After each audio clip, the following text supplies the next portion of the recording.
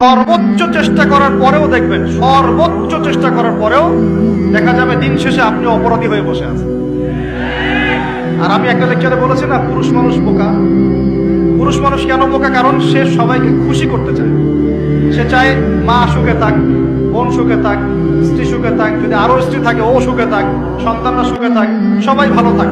এবং তাদের ভালোর জন্য তারা কত কষ্ট করে, দিন রাত ডিউটি করে, অফিসে যায় আসে, জ্যাম ফেস করে, মানসিক প্রেশার নেয়, শারীরিক প্রেশার নেয়, তাই না? অথচ এই কষ্ট কিন্তু মহিলারা বোঝে না। বোঝে? সবাই বোঝে না। আছে অনেক ভালো স্ত্রী আছে, কিন্তু সবাই কিন্তু বোঝে না। মনে করে যে পুরুষ মানুষ মনে হয় ভোগবাদী, খালি মেয়েদেরকে ভোগ করতে চায়। অথচ অথচ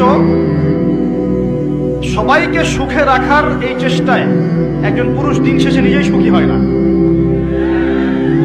বহু পুরুষ শেষ বয়সে গিয়ে একাকিত্বে ভোগে, একা হয়ে যায়। এই জন্য বলছি, ফ্যান্টাসি বাদ দেন। ফ্যান্টাসি বাদ দিয়ে হালাল রিজিক হয়েছে, একটা নেককার পরহেজগার মেয়ে দেখে বিয়ে করে ফেলেন। ব্যাস, তাকে নিয়ে দুনিয়ার ছোট্ট জীবনটা কাটিয়ে দেন। আর জান্নাতে তো হুর করে অপেক্ষা করছে।